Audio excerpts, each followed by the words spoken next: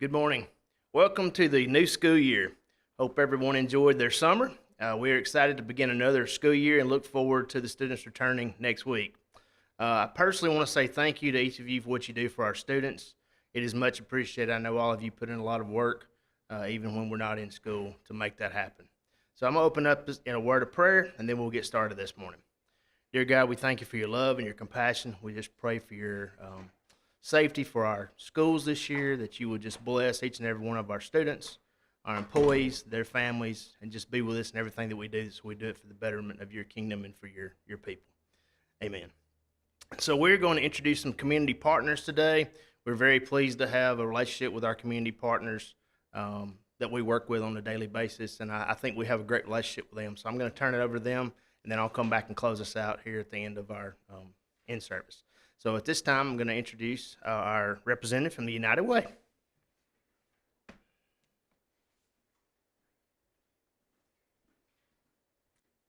Good morning. Thank you all for having me here this morning. It is a pleasure to come speak with you. My name is Lizzie French, and I work with the United Way. I want to thank you all for what you do for all of our students. This year, one of our primary focuses at the United Way is education and fixing this COVID backslide that we saw from a lot of students. We're doing this through a Bold Goals Coalition, working with 200 plus organizations coming together to really look at the root of the problem, working with groups like Better Basics, tutoring through Birmingham City Schools, and other programs like this that we're hoping to get started and work through in Chilton County. We'll be coming around this year, participating in our annual campaign in the fall, and asking you all to give. When we come to each of your schools, we'll be going deeper into the different roles that we're playing in the community, specifically in Chilton County. But we ask that you all sort of begin to look at the need and consider what you can do this year to help. So that's all I have for you. Thank you.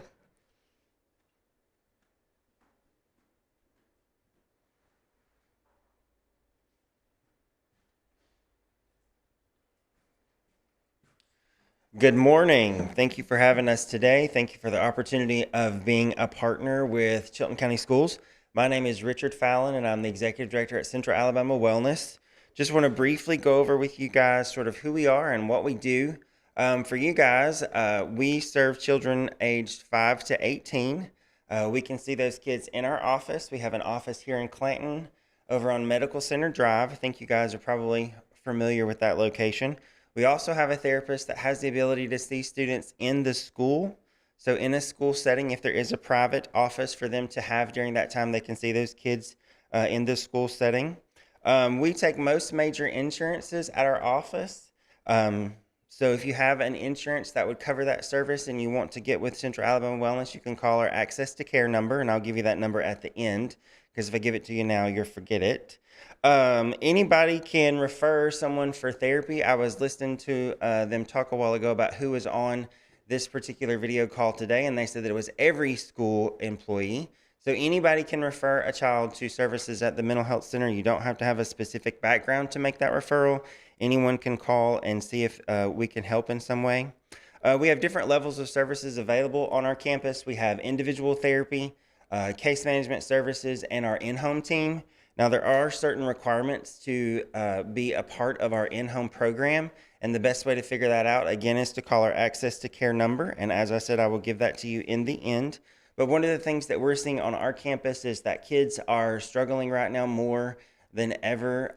We believe that the major situation that the kids are dealing with is social isolation. They had their friends and family, and that was good, and we went to school every day, and everything was kind of normal, and then when COVID happened, our lives changed drastically. So kids are still struggling from that transition to going home, and then the transition of going back to school. So we are here at the Mental Health Center to help you guys in any way that we can, and now I will give you that number. Our Access to Care number is 205-651-0077. Again, that's 205-651-0077. If you want a specific location, when the prompts come up, hit 1 for existing patient, and then listen for the specific office that you want. So if you want the Clanton office, it'll say, for the Clanton office, please press the following number, and then you can get directly to that number. Our manager in the Clanton office, her name is Holly Elkins.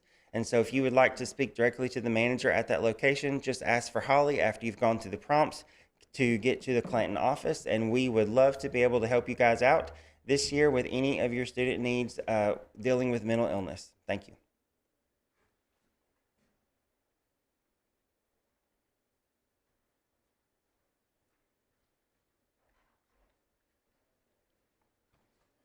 Good morning. My name is Jana Zelski, and I serve as the Executive Director of Butterfly Bridge, which is the Children's Advocacy Center that serves Chilton, Autauga, and Elmore counties.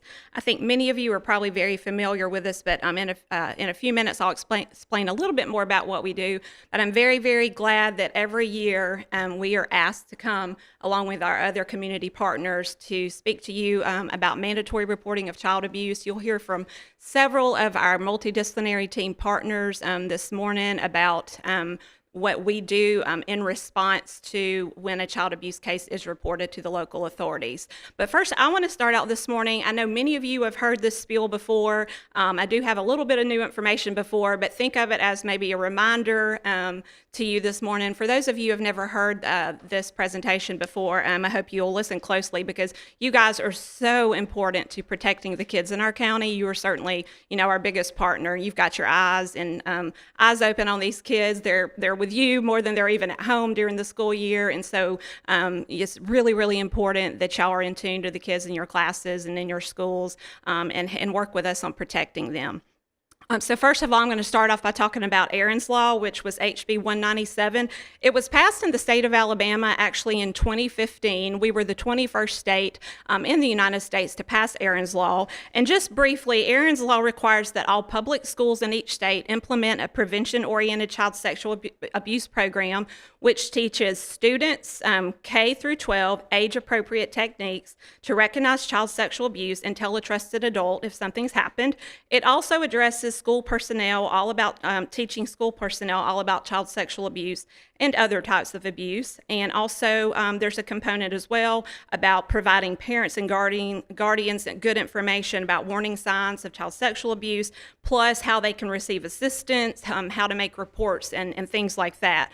But many of you already know that there are curriculums that are being used in the schools currently that we were very fortunate to be able to partner with Alabama Power and Walmart several years back when Aaron's Law went into place.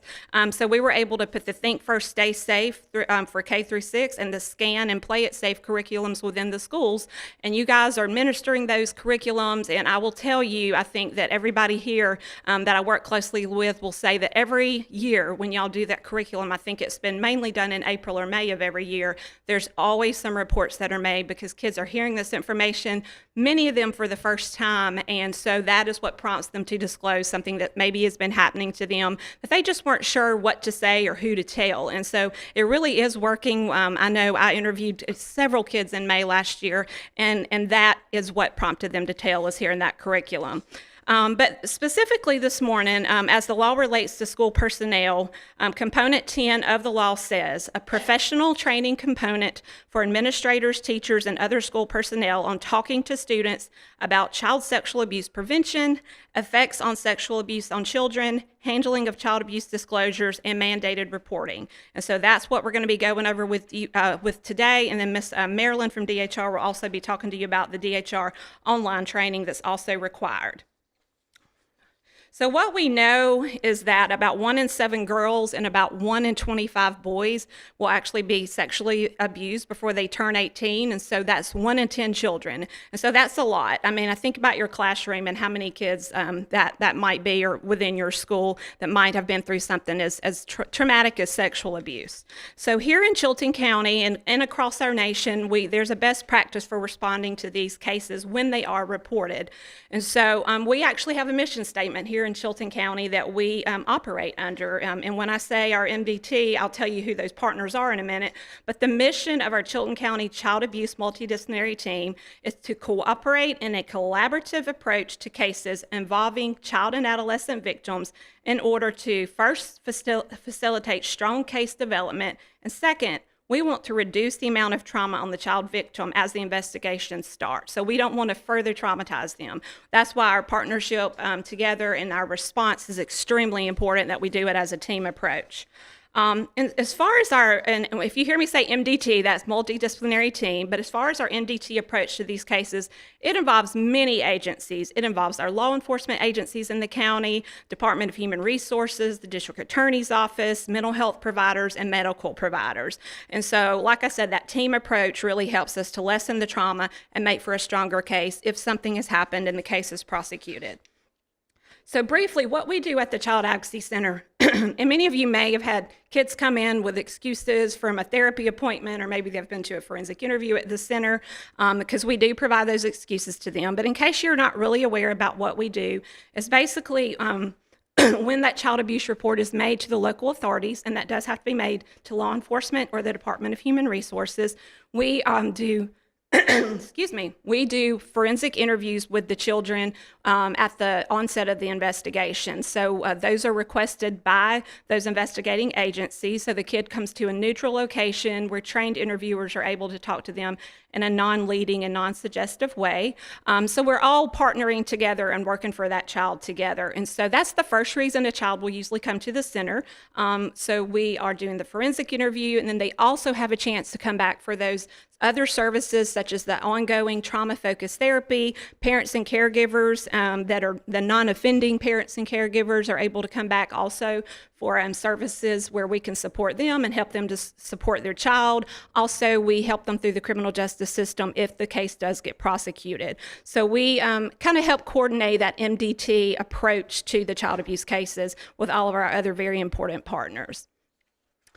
All right, so why should we learn about this, or more about this? So more than 90% of the time, what we know is children are abused by someone they know, trust, and love.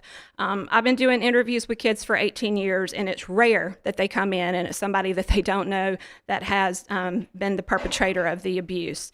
So many times they often manipulate and threaten children to keep them from telling anyone, and we'll go over some other reasons kids don't tell a lot of times in a few minutes, but they often tell children that no one would believe them or threaten them with consequences if they do share the secret that they have with them.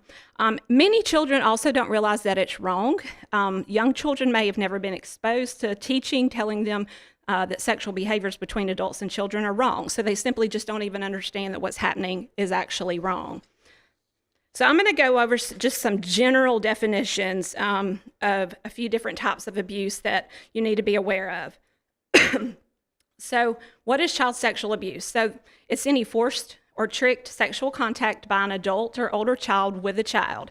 Usually the adult or the older child is in a position of power or authority over the child.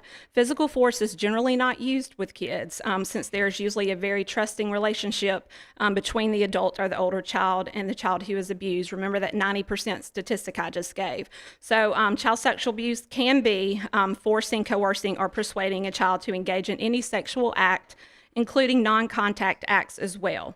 So it is a crime punishable by law.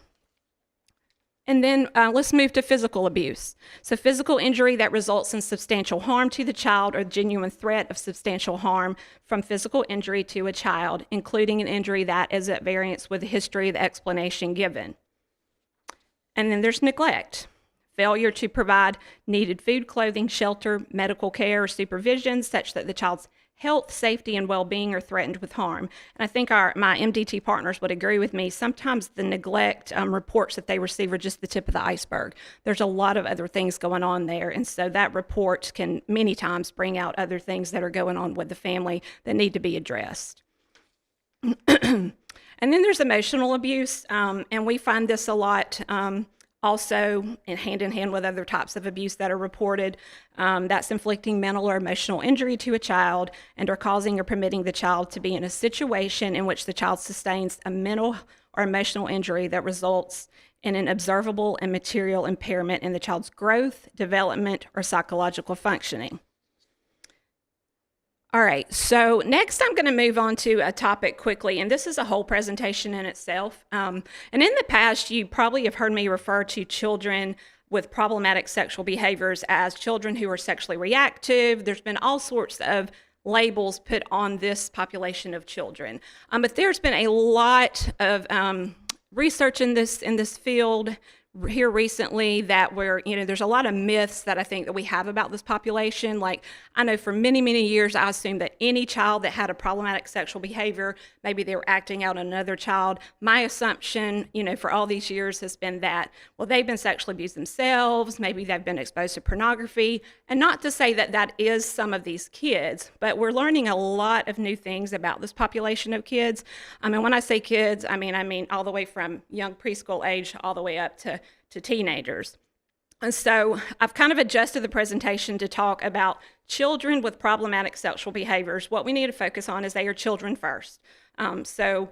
You will encounter these kids in the school system. And so that's why I think it's really important that, we go over a few things with this. But as far as, like I said, that historical assumption was that all children with sexual behavior problems have been abused. That's not necessarily the case.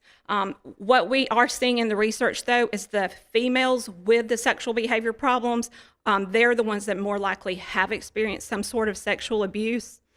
I'm going to move on to the next slide about some of the origins of, and when I say PSB, problematic sexual behaviors is what that means.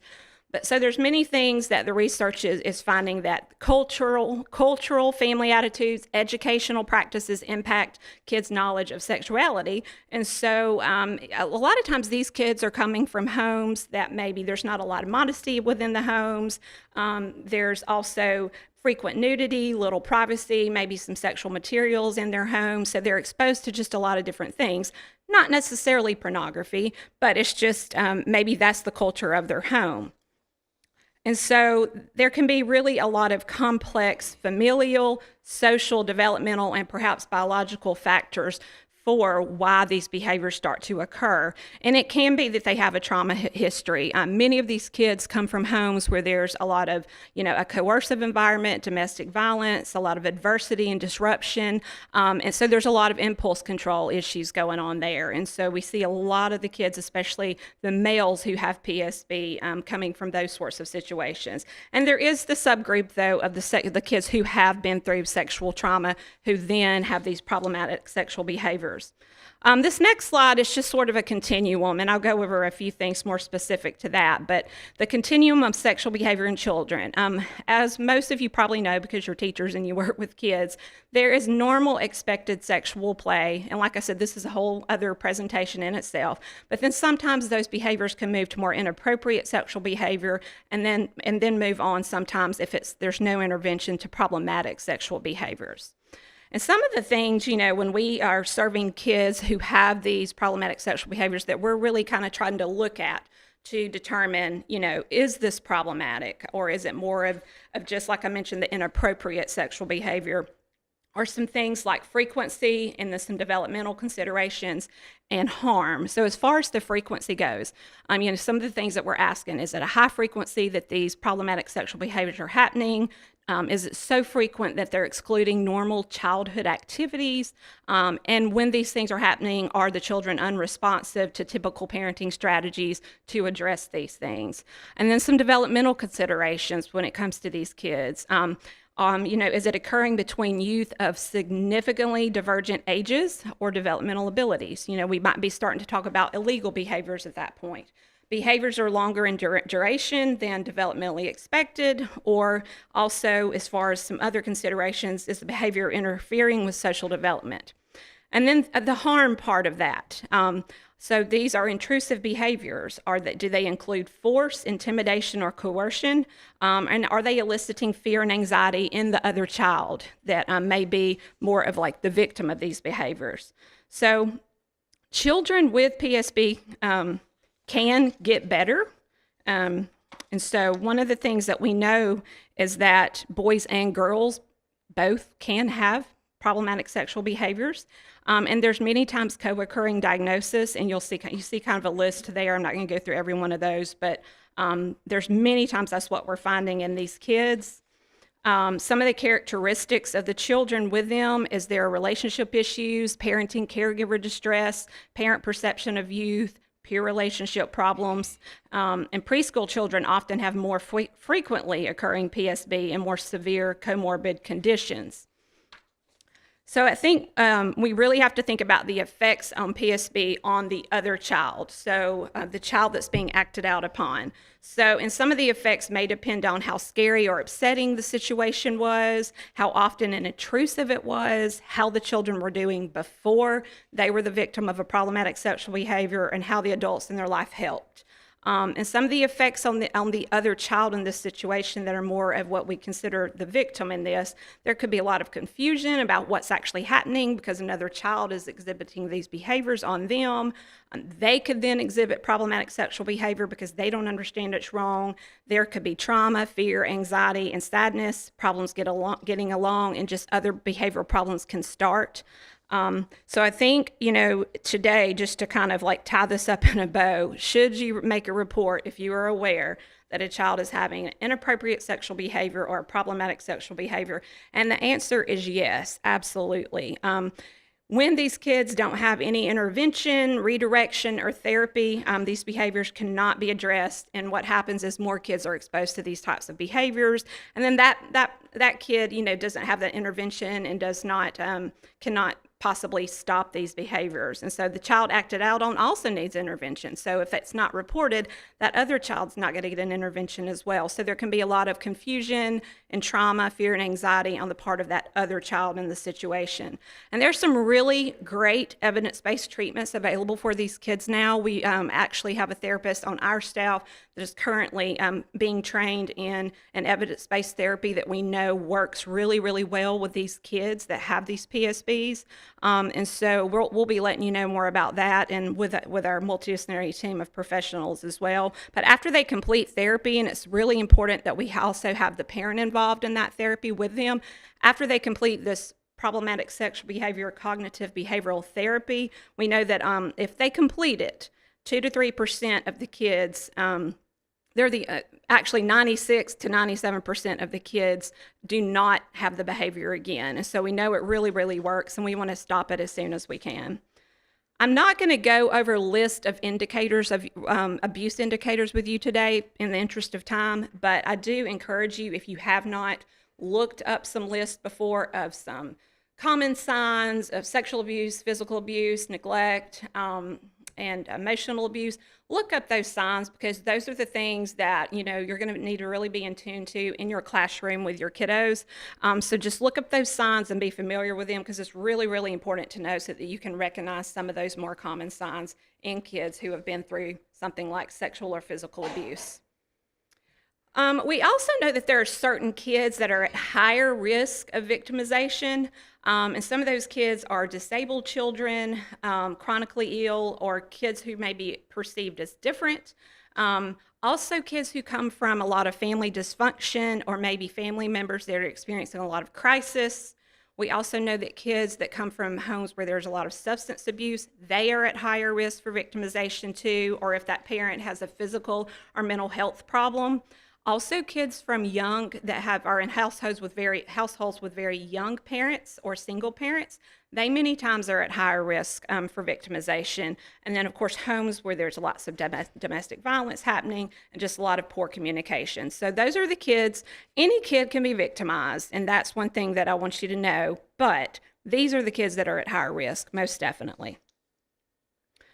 So in our field, a lot of times we'll say the word delayed disclosure, and that basically means that from the time an abuse incident happens to the time the kid tells, the kid is typically not going to immediately tell. So there could be a delay of a day, weeks, months, and even years. And so most kids don't immediately tell. Remember how we talked about that 90% statistic about they know these people who are perpetrating the abuse. So there's lots of reasons why they don't tell, why they delay in disclosing. So just keep that in mind as you meet these kids, that something could have been happening all summer and they've never even told anybody yet. So there's fear of being threatened and manipulated. They love and they know the person abusing them. They also have a lot of feelings of shame, embarrassment, guilt.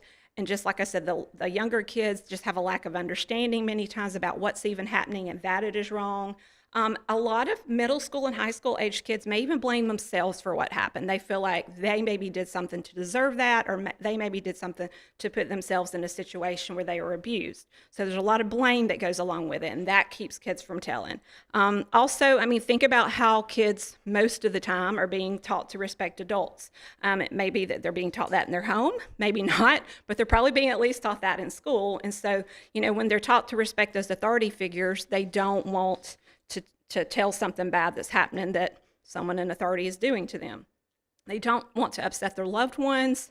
They want to protect a loved one. Many times, I've interviewed kids where they will report things like, well, they told me if I told, they would hurt my mom or they would kill my favorite cat. And so things like that are in their head. And so they're trying to, protect family members many times by not telling. A lot of kids just don't think that they'll be believed. That's what they're being told. There's also fear of what a loved one might do to the abuser if they were to find out that they've been abusing the child. Some kids, have been taught that it's just private. You don't talk about those things. Some kids maybe think it's normal and that it happens to all children, so they don't think there's any reason to report it. Then there's those kids that know it's abnormal. They feel very alone and they think it's abnormal, but it's still very highly unusual that something like sexual abuse would happen, so they don't tell. So then there's those kids that they've told someone once and it was either not believed or they were not protected, and so they think, why should I tell again?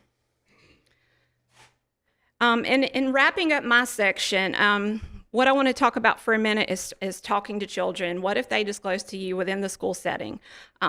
We know that you're going to make relationships with these children. They're going to come to trust you. I know when I interview kids, they always talk about their teachers and their counselors and their principals and all the people within their schools that make them feel loved and wanted. So they really learn to trust you and love you. And so that's why you may be the one that they trust at a point during the school year to tell about something as serious as sexual abuse. So one thing I want you to think about this before it happens. So your response can either help or hurt that child when they choose for you to be the one that they disclose to. And it could also help or hurt the investigation. So I want you to think really seriously, react responsibly. Remain calm. I know it's really hard to hear kids tell you about things as serious as sexual abuse, and it's very upsetting if you don't hear it every day like me and some of our other partners do. But remember to just remain calm. Don't express shock or panic. By controlling your feelings, you can avoid frightening the child or maybe causing them to feel like they're feeling guilty or embarrassed because of your reaction, even though that's not what you mean. Be warm and caring. Don't express anger or blame. Don't say things like, why didn't you tell me? Why are you just now telling someone? It's probably taken them a long time to get to the point where they're trusting you with that information. So just reassuring the child is extremely important, that they did the right thing, that they're very brave, and that part of your job is helping to protect kids. So assure them that's not their fault and that they're not bad because of what happened. Remember to leave the direct questioning up to the forensic interviewers at Butterfly Bridge. Don't ask leading questions. Do more listening than talking. Yes, obviously you're going to have to get a little more information when a child tells you something, but use very open-ended questions just to get at least some minimal information about what's going on. Do more listening than talking. Don't ask leading or focused questions because we don't want to upset the child. We also don't want to, have the child start agreeing with something that maybe really hasn't even happened, because developmentally those sorts of things can happen, especially with young children. If they're asked very specific questions, they may just say yes or no, and it may or may not really be, the situation. And if I could tell you, to keep information confidential. If a kid comes to you and they trust you with that information, keep it confidential. That is probably the hardest thing that kid has ever had to do. That family is is going to be going through then possibly an investigation and, getting treatment, and the case could even be prosecuted in court. They're going to have a long few years ahead. And so just supporting them and keeping that information confidential, not talking about it with everybody, and just, only the people that need to know about that situation. And that will be more helpful to the family than anything. And just remember, a suspicion is enough to make a report of abuse. You do not have to have proof.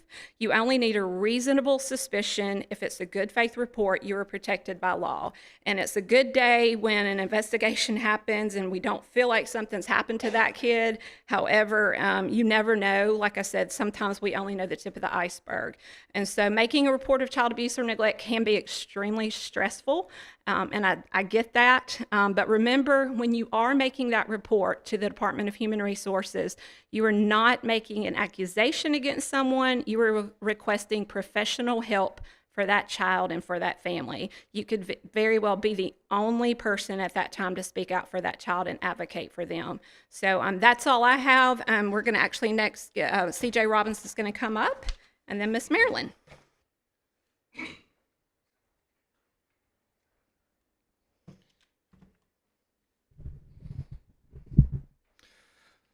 Well, thank you, Jana, and I appreciate the opportunity to be here. Doing this the last couple of years has been something that I look forward to, and hopefully we cover some information for some of you in the profession that's been doing this for a long time. I know this may seem redundant, but for the new ones that we have, or maybe somebody that's transferred in from a different district, hopefully this is something that we can take, we can apply, and hopefully make better cases, and I'm going to talk about that very briefly. I'll also be covering some information that Rodney Hurst from the Chilton County Sheriff's Office was going to cover. For those of you who've ever been in law enforcement or have a spouse that works in law enforcement, you know that crime time doesn't exactly work on an 8 to 5 schedule, and sometimes we have very late nights that turn into very early mornings. So he's out working a case right now, so I'm going to try to cover his material. And Jana's very good, and she's covered a lot of material this morning, and I just kind of want us to let's just slow down a little bit and take a breath. And I want to do a quick illustration. And so I've got a very small number of people in the room with me out here at the board, but hopefully some of you at your respective schools can help with this part of it. And this is an illustration I do when I speak to a lot of groups. And if you think you're too cool to participate in this, that's fine. Just listen. So I would ask everybody to just take your right hand, and if your directions were to take your right hand and raise it as high as you can for 3 seconds. Okay, just as high as you can raise it for 3 seconds. Just go ahead and do that. Ready, set, go. 1, 2, 3. Okay. All right. You didn't know you were doing calisthenics this morning, but we're almost done. All right. So however high you raised it, however high you got it that time, I'm going to give you one more chance. And I beg you, I just beg you, however high you raise it, try to raise it a little higher. So raise your hand as high as you can raise it for 3 seconds. Ready, set, go. Okay, you can put your hands down. Now, it's a very simple illustration, but the point I'm trying to make is this. Your instructions were the same the first time and the second time, to raise your hand as high as you could raise it. Now, in this simple example we just walked through, you had another chance. That is not a luxury that we have typically when you're talking about trying to protect a child from child abuse. When you're talking about eliciting information from a child, for law enforcement, for social workers, for forensic interviewers, to try to hold the person who has hurt that child accountable. Sometimes we only get one shot. And so with that being the case, we need to capitalize on that. Now, I understand a child may come to you and a child may open up to you and just start talking, and that may happen. And if that happens, then it's good that that information is coming out. But it's also very important that we can get that information later. So kind of how do we do that? And Ms. Colson will talk in a few minutes, and Marilyn does a great job. I work with 3 different DHR directors, and love working with her. She's going to talk a little more about how to do that when I finish. But the main thing I want to cover with you is I don't want to get involved, but I'll tell someone. I would hope we can all agree that no child should be abused. The reality is they will. I hope we can all agree that we want to stop it or limit it as quickly and as efficiently as we can. So when you discover facts or circumstances that lead you to have a good faith belief that someone under the age of 16 has been the victim of abuse, under Alabama law, you have a legal duty to report the abuse to law enforcement or DHR. Now, here's where a lot of confusion comes in. You can't satisfy your legal duty, if you're a teacher, by telling the principal, the vice principal, the counselor, or even the school nurse. All right. this was confusing years ago. We should be very well equipped to handle this concept now in a post-COVID world, okay? It's like you're infected with the information. You can infect others. You can tell the principal and the vice principal, and we can all have this big case summary where we all report to law enforcement. You don't get to disinfect yourself, okay? If the child relays the information to you, you are always part of that case at that point. You can't take that away from you and shift it to someone else by telling an administrator, okay? You have the duty to report. You and administration can report it, but you have to report that information.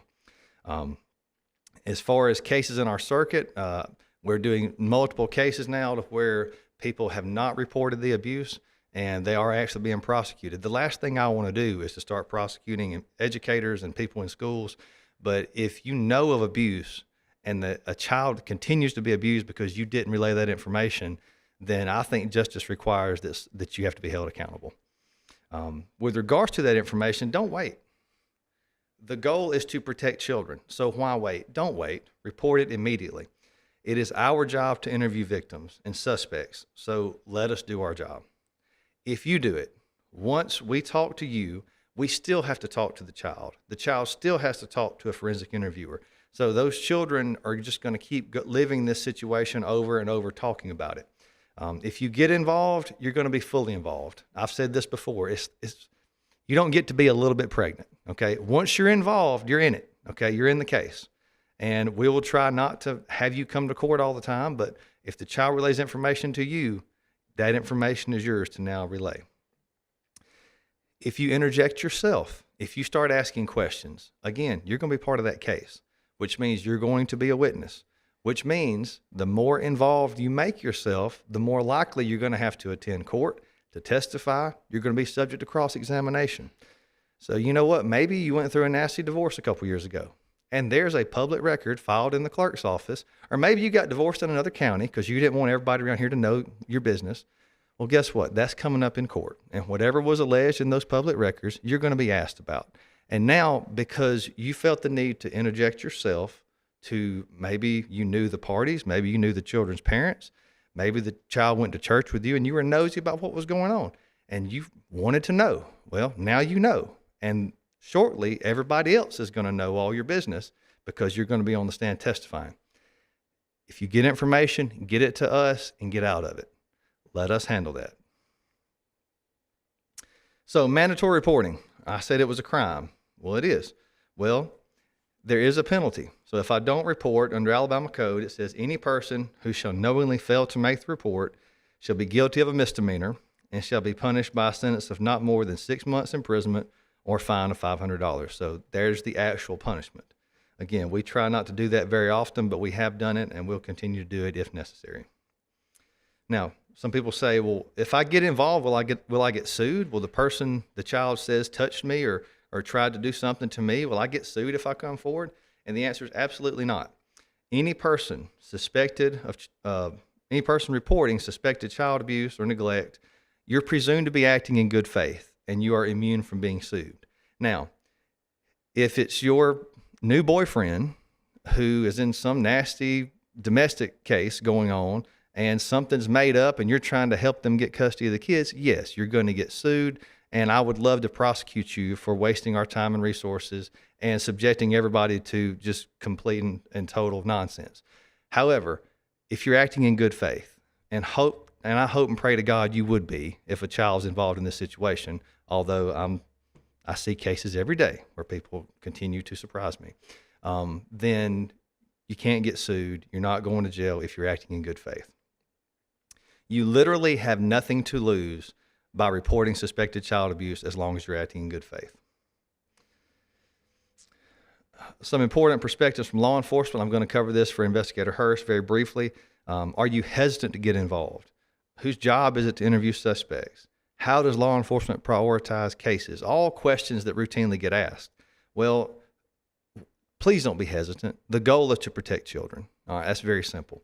Whose job is it to interview? We just talked about some of that. Now, if the child starts talking to you, that's one thing. Please do not take it upon yourself to start contacting parents, to please start contacting brothers and sisters and You know, you watched some show on Discovery ID channel and took notes. So now you want to do this. And I'll be honest with you, some of those shows are great, but they're made for TV. And some of that stuff that may seem very helpful is not going to hold up in court. And some of that stuff that you do, it might actually tip off the actual offender so that we're not able to collect evidence. They may delete it from their phones. They may delete it from their computers. They may go do something and throw some item of clothing away that they had kept. So just please let us handle that. How do we prioritize cases? Well, I can tell you, if I got a case where your house was broke into and somebody stole some piece of jewelry that was really important to you, I'm sorry. But if there's a case where a child's been raped or abused, that's going to take priority. So cases involving children, cases involving death, murders, those take priority. So I know there's, with so many employees with the Board of Education, some of you, no doubt, have been victims of theft and things like that, and your cases are important to us, but we will prioritize cases involving children and cases involving deaths. You know, we're going to get to your case, I promise you, but we do give priority to those. And finally, I'll say this again, documentation is so important. All right, it is so important.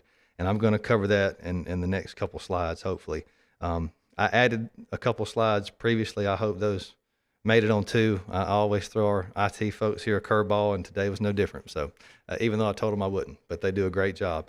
I put this in here to show you there are 4 stages to a criminal case. All right, and this may seem oversimple, but it's the truth. There are 4 stages, and if Miss McKee was on here, I hope she would be proud of my geometry that I inserted into the slide here from my days at Chilton County High School. But I've nice, pretty circle there, evenly cut. All 4 aspects of a case are equally as important. The report, if the report's wrong, if the deputy or officer that did the initial report, if it's messed up, guess what? We're going to be messed up from the get-go. The investigation, of course, that's got to be to a T. If there's problems with the investigation, those are going to come up later at trial. The grand jury process. Anybody that's been a victim through that process knows it's long, it's irritating, but it's very, very important because that is what we hang our hat on moving forward. And finally, what I call circuit court. You can't get in circuit court without a ticket. How do you get a ticket? The grand jury punches your ticket. Next, people ask us this, and this goes back to when I said documentation is key. I put a timeline up here for you, and this is just an estimated timeline. And if you look at these different parts, the different aspects of that case take different amount of time. I want to refer you back to that top line. By the time you put all of those things together, you're talking about almost 3 to 4 years before a case can be resolved. So if you do not document what happens, do you really believe that 4 years from now, when this case goes to trial, if you're called as a witness, that any jury is going to believe you when you say, my memory is better today than it was 4 years ago when this information first came up? And I'm going to tell you that by the time a defense attorney cross-examines you, asks you, what did you have for breakfast yesterday? What did you have for breakfast 4 years ago? And you can't answer that, that jury is going to see that, you know what, maybe you should have wrote it down. And since they didn't write it down, is their memory very good? So if their memory is not very good, can I really trust what they're telling me as accurate? And that's just the process of how it goes. So I wanted to put this slide up here to show you guys, in any case that comes up, it could be 4 years before that case is finally over. Documentation, when it happens, is key.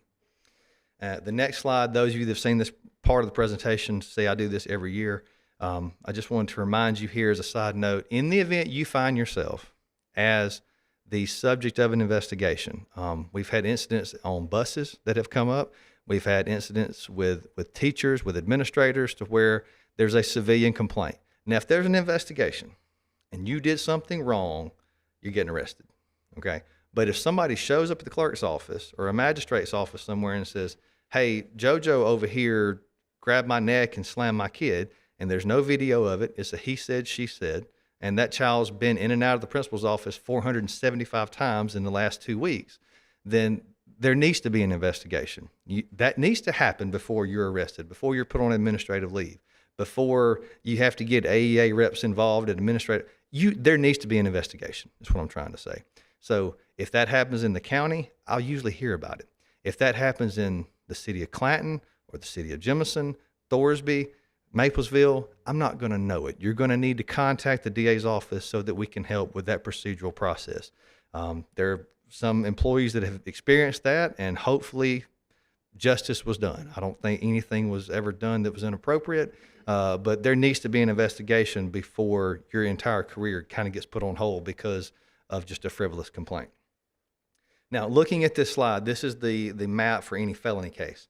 And with any felony case, you see that big orange box in the middle that says grand jury, okay? Cases get to grand jury one of two ways. There's an investigation and they get arrested, or there's an investigation and we let a grand jury decide what to do next. So I won't go through this for the sake of time, every single aspect of it. For some of you civics teachers out there, you've contacted me and wanted this slide to share with your classes. I'm happy to do that. If you want me to come talk about the legal system, I can do that. I don't want to take all that time up now. But this is not something specific to us. This is the entire state of Alabama. This is the process. So this is how a case goes. When you look at all those steps on there, when you interject yourself into a case, you could very well be a witness on each and every aspect, which means subpoenas get issued, which means you come to court, which means you sit there for 8 hours that day and may or may not testify. If we don't get to, you may have to come back. It's not worth it, okay? If you get information, get it to DHR, get it to law enforcement. There's no reason, this is our world. There's no reason for you to have to leave your world every time to come participate in this. Finally, as I start moving toward the end, I know this is not news. It's a law that's been out there, but as a matter of practicality, there's a statute that says a school employee cannot engage in a sexual act with a student under the age of 19. I would hope and pray to God that's common sense by now, but based upon the decisions that people continue to make in the state of Alabama, I'm not sure everybody quite understands that or cares about that law. So I want to cover it with you again today. Don't do it. All right. It is a crime to have sexual intercourse or deviant sexual intercourse with a student. Doesn't matter if it's male or female. Doesn't matter. Either way, it's wrong. You know it's wrong. Don't do it. You will go to prison. Doesn't matter if the student wanted to. Doesn't matter if the child's over 16. If they're under 19 in Alabama, it's a crime. Don't do it. You will be a registered sex offender. You will go to prison, and you're going to be prosecuted. And, I mean, clearly you're going to lose your job and not going to get a teaching certificate to ever teach again. So don't do it. Now, short of having sex, it is also a crime to have sexual contact with a student. Okay, I know probably everybody gets a little uncomfortable talking about this stuff, and I guess we do it so much we're a little numb to it and what we do. But short of actually having sex, that means no sexual contact. It means no touching, no rubbing, all that stuff short of having intercourse or deviant sexual intercourse. Don't do it. It's wrong. You know it's wrong. Don't do it. You'll be a sex offender. You go into prison. You're never going to teach again. Very simple. Don't do it. Again, doesn't matter if the student wanted to or not want to. So typically with crimes, what we see over a period of time, people who commit criminal acts look for ways around the statutes. That's just life. That's what we deal with. Well, we've seen a decrease the last couple of years in teachers and students actually committing the act. What I have seen more of the last couple of years is this next slide, and it's student and school employees soliciting sex. All right, so it's a little different, but it's in the same realm here. So if you're a school employee, again, you should know not to do this, but you can't solicit, you can't persuade, you can't encourage, harass, or entice a student to engage in a sex act with you, to send you naked pictures. I spoke in a school system, and I was asked a question about what's one of the biggest recommendations you could have for our teachers to protect themselves. And I said, okay, never communicate with a student over Snapchat. To which the administrator told me, there's not a single teacher in this school that has a Snapchat account.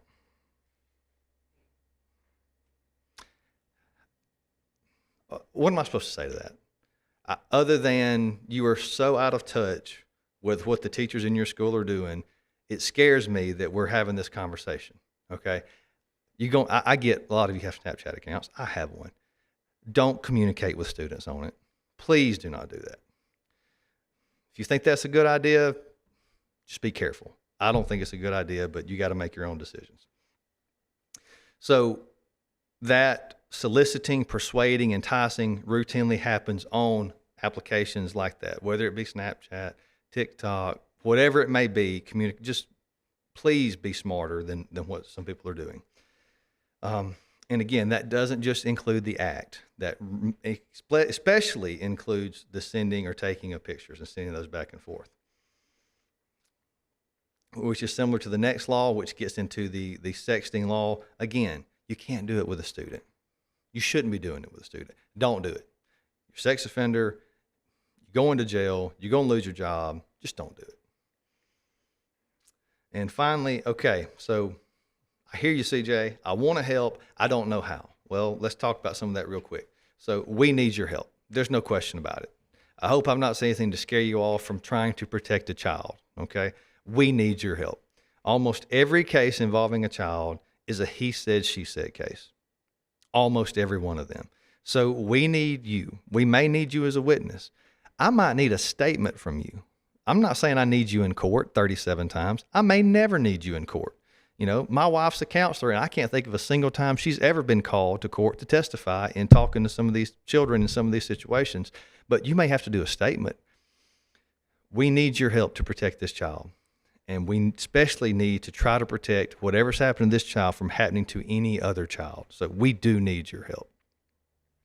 And it's a long process. You saw those slides I put up there. It could be up to 4 years sometimes. So very few cases are resolved in less than a year.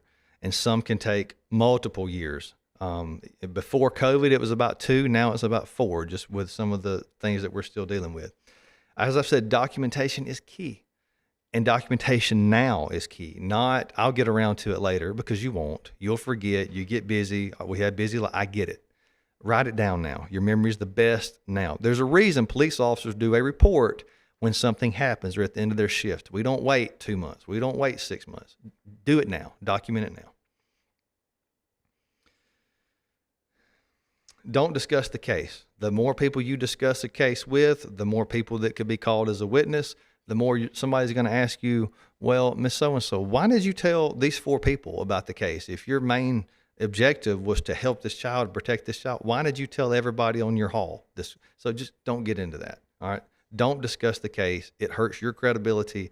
And at the end of the day, you need your credibility. We all do. Misinformation is rampant. And this is why you need your credibility, because in the world of social media, all right, we're all evil. Okay. Law enforcement, we're evil. Teachers, you're evil. You know, you get paid too much. You don't work enough, and all of this other false stuff out there that experts on social media say. All right. It's lies. You know it is.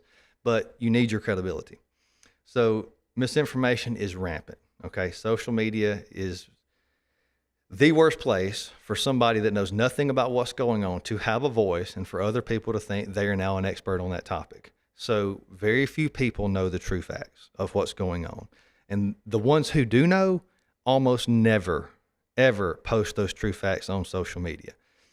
However constant the post of untrue facts are, and however radical the opinions of everybody that thinks they know what's going on may be, they're still a victim. And they're still experiencing the single worst experience of their life. It's painful, it's traumatic, and we can say the word closure, but there's never really closure. There's learning, and through counseling, trying to learn how to continue their life, okay? And I can't imagine having to read about something on Facebook about the single worst day of my life over and over and over. You know, I've been through an election, and God help us that we can't control ourselves on social media when it comes to elections these days. But with all that being said, as crazy as that is with an election, think if that was your child. If that was a child in your family that had been abused and you had to read about that on Facebook, that's a completely different level. So maintain your credibility, maintain your composure, don't engage other people. Very few people know the true facts. Very few people know the true facts. And the ones who do know don't share them. So thank you for allowing us to be here this morning. Again, our goal is to help children, okay? That is the goal, is to help children. Please help us protect these children. So thank you for your time, and I believe Ms. Colson will come up, and hopefully we'll see you next year.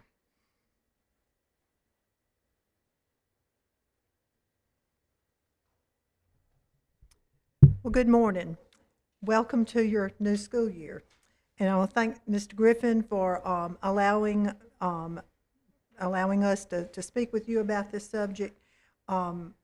If you've been around since 2008, you've heard this from us for many, many years. You could probably give the presentation.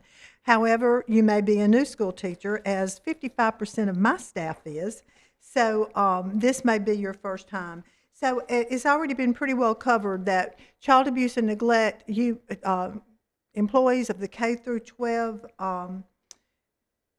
system are mandatory reporters, and that's bus drivers, teachers' assistants, lunchroom workers, all of you. And then you should be looking at a slide that lists all the other mandatory reporters: private K through 12 employees, public post-secondary and higher, private post-secondary and higher education employees, of course, law enforcement, social workers, daycare workers, and then that list goes on. And I'm going to leave that for you to look at on your own. The mandatory reporting law is Act 26-14-4. And of course, in addition to the mandatory reporters, anyone who's aware of child abuse or neglect can report to either law enforcement or to DHR. Those are the two agencies that receive reports. You can also, folks that are not mandatory reporters can report anonymously. Sometimes folks just insist on doing that. It's helpful to know who's making the report because we may need to get back in touch with them. But we will take an anonymous report. But if you're a mandatory reporter, you want to give your name and your role because that protects you from the consequences that CJ's already gone over. We do not tell, our investigators at DHR, do not tell the people that may be, we call them parens, the person alleged to be responsible. We do not tell them who made the report.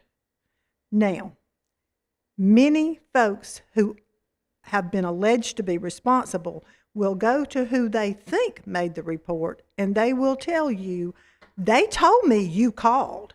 And a lot of times they can figure out that it may have come from the school, but we do not tell. The only way that we are going to release your name is if the records are subpoenaed. It will be in the records. The paren's attorney would be able to see those and could share that if they wanted to. But again, your mandatory reporters, you want to err on the side of the law in making the report. But we do not release the name of the reporter unless the records are subpoenaed or it is a court case. And we have to testify to that fact. Teachers are in a very special relationship in terms of making child abuse and neglect reports. You see these children every day, and so do the other members of the education system. The bus driver, one of the more serious reports I ever assessed when I was a CAN worker was made by a bus driver because they saw what was happening as they pulled up. You see the children every day, you know them, and many times you know the families. And if you don't, that may be a sign that there's a problem. But you know the families, you see them every day, you know when something just doesn't seem right. And if you suspect, you don't have to know that it's child abuse or neglect. As Jana said, if you suspect, then you can report it.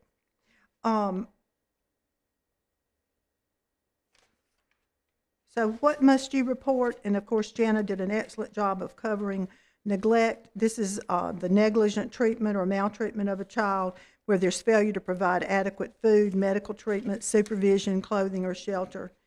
And then there's known or suspected abuse. And this can also include emotional abuse. Now, emotional abuse is very difficult to prove, and for us to, for DHR to indicate by policy that a child has been emotionally abused, we have to have a mental health professional who will provide attest to that. But we do also investigate those, and sometimes those are the most difficult to prove but can cause a lot of damage. How do you make a report to DHR? You can just call us.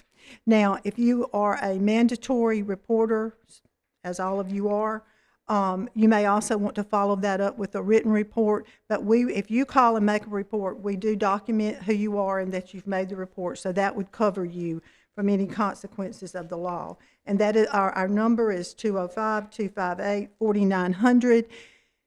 For years, I refused to allow an automated system on our phone system, but when we moved into our new building, which I'm very thankful for, and very thankful to the county commission for that. But when we moved into the new building, we had no choice. So now it is one of those automated systems where you have to make a choice, but you do have the choice of making a child abuse or neglect report or an elderly abuse and neglect report in that system. We've had lots of problems with our phone system since we've been in our new building for 2 years. So if you experience a problem, you are bound to know somebody that knows somebody that works there. Let us know so we can take care of that. After hours and on weekends, communication takes the calls, and we'll have a social worker get in touch with someone that wants to make a report. And of course, again, you can report to law enforcement, or you can report to us. Reports that we get, we inform law enforcement about. The reports law enforcement gets, they report to us. And then, of course, it may quickly involve Butterfly Bridge if it requires a forensic interview. Our investigators, I just want to tell you who they are at DHR now. Naguzi Agee, Karen White, Alexis Perez, and Rachel Wilson.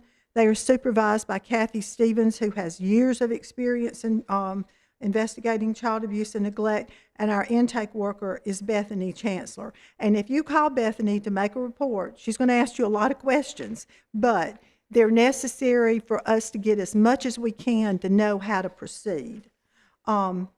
Report immediately, as soon as you know that there is a situation that is of concern to you. Again, you don't have to know what's going on. You don't have to know if it's abuse or neglect if you just think that a child's safety might be threatened. When you call, here's some of the things that you'll be asked.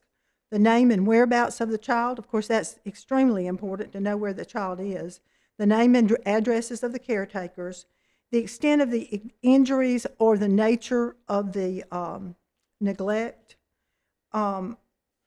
So these are the questions we'll ask. We will take less than this information if we have to and try to put it together. I know sometimes we've had people call and say, well, you know, it's the house past the store and it's on the left and there's a broken down fence there. You know, I mean, we'll go look. We'll look for it. But this is very helpful if you have this.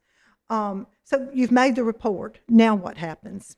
Okay, so if you're at school and the child's at school, and there is a risk of serious harm occurring if that child goes home, we are going to come ask to see that child immediately. After contacting the child, talking with the child, we will make every effort to let the parents know that we have done that. You know, sometimes we're successful, sometimes we're not. But we feel like if the child is at risk of harm if they go home after having reported, that we need to intervene immediately. Situations, whether it's at school or otherwise, if it involves the danger of imminent risk of harm, or that the abuse is going on right now.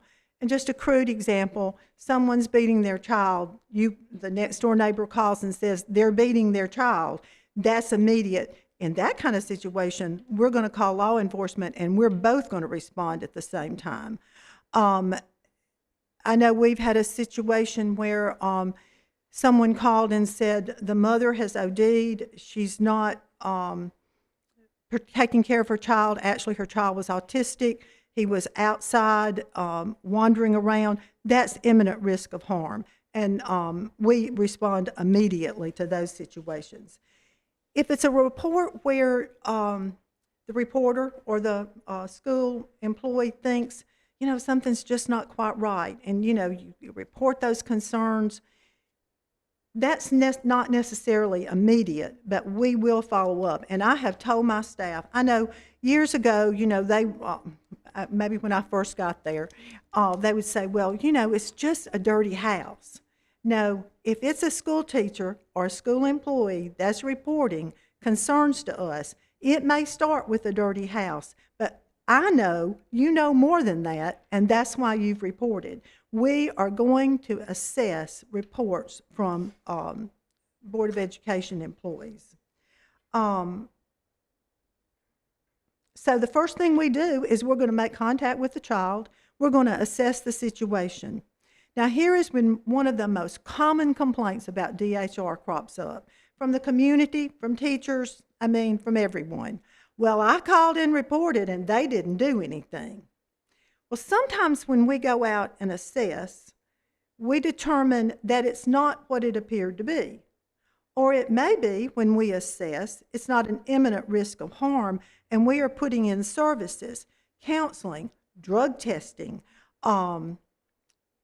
in-home intervention services, which thankfully, now that COVID seems to have relented somewhat, we are having an increase in providers being willing to come into the county and go into the homes. And that is what we need. And so we may be doing that, but the reporter may think, well, they didn't do anything, because a lot of times when people report to us, they think that what we're going to do is go out and remove the children from the home. We do that occasionally, but we do it when there's an imminent risk of harm, where there's a serious drug problem going on that puts those children at risk every day, where there's domestic violence going on that puts those children at risk. But if it's a situation that we can try to help the family with, then we try to provide those services to improve the situation. Now, sometimes we try and it doesn't work, and we end up having to seek custody of the child. That involves the court. If a child is being physically abused or neglected, or is at risk of such, or other criminal activity, Butterfly Bridge is going to be involved with the child. So lots of pieces fit together that the reporter may not be aware of. But now I also want to say this, as mandatory reporters, I encourage my staff to get back with you and let you know, yes, we followed up on this. If they don't, call them. If you don't hear from anybody, call me. I'll find out for you. When we are involved in a case, we get a report, we talk to the child, we have to go to the home, we have to talk to collaterals, and we have to follow up with that family regularly while we're involved in making the assessment. Still, it's a slice of time. It is not the big picture. You all see the big picture. What we may go out and see, what a family may be able to do is prove, we don't have a problem. Everything's fine here. We have to have evidence. We just don't go seeking custody of people's children without evidence, without something we can prove to the court. You may need to report again. You may see something else happen. Keep reporting, and it's not that we're not doing anything, but we have to, sometimes it takes more than once to get the whole picture. I'm just looking to make sure I haven't left out anything I'm really going to regret. If we do have to go to court and get custody of children, parents have a year to correct whatever the problems are.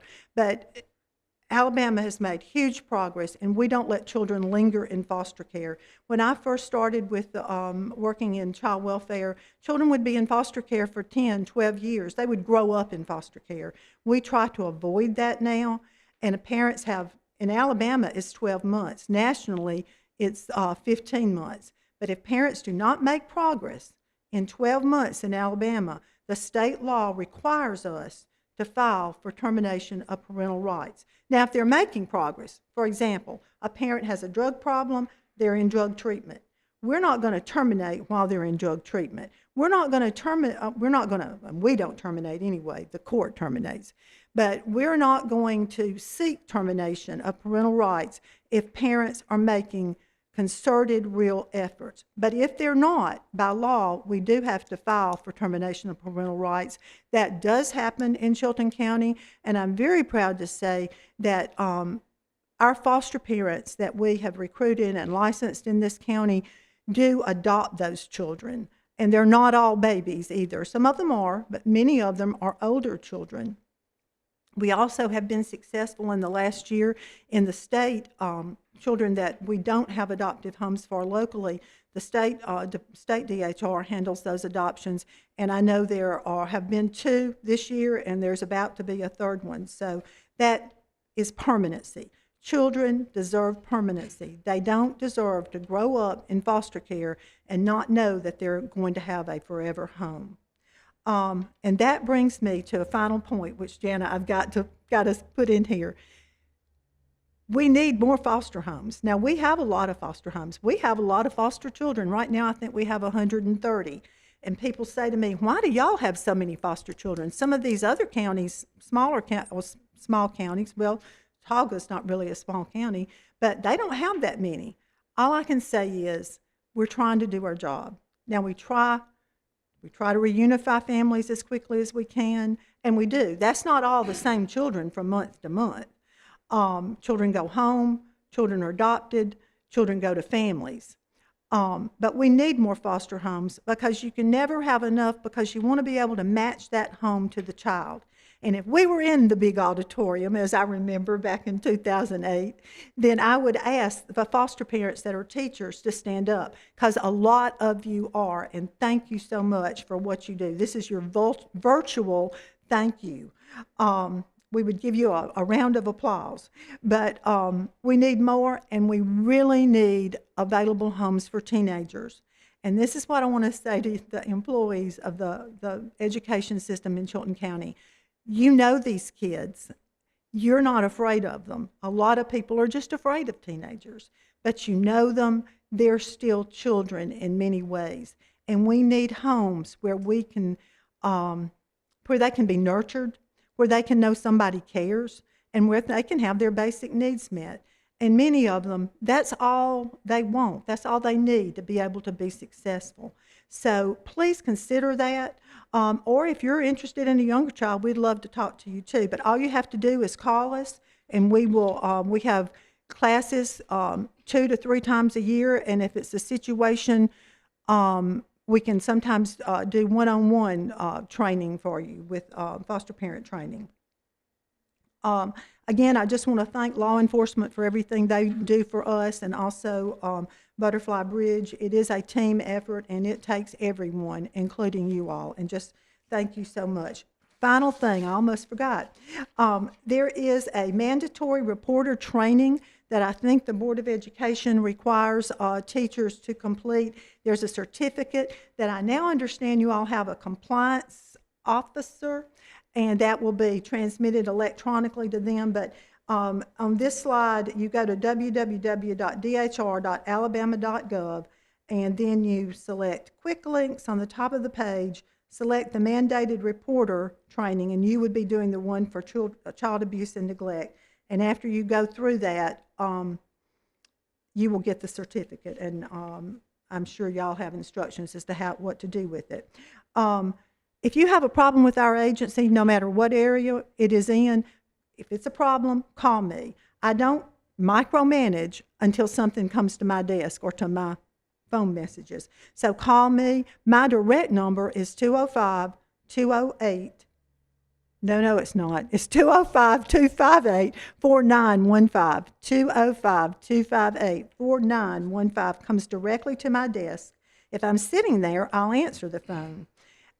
Please know that our agency has experienced the same thing that the school system and many other businesses have. We have new staff. Now, we are blessed here because people do want to come work at our agency. But 55% of my service staff, the investigators that you'll be dealing with, the folks that are providing social service casework to families, 55% of them are new within the last year. In other words, they have a year or less experience. It takes at least 2 years to know what all you have to do in child welfare. So if you have a problem, people don't get in trouble when there's a problem. We just fix it. So call me, let me know if you have any problems or any questions, and thank you so much for all of your time. Thanks.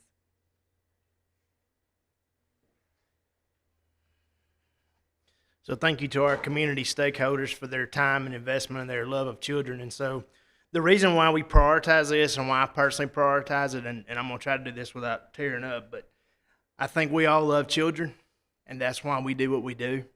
And so this is very important. I know we start the school year off with this. We have for the last few years, but I've dealt with this multiple times over the last few years. And so we're here to protect and care for our children. So that's very important to us. So, and to motivate you, as I had a colleague ask me yesterday, so how you going to motivate us?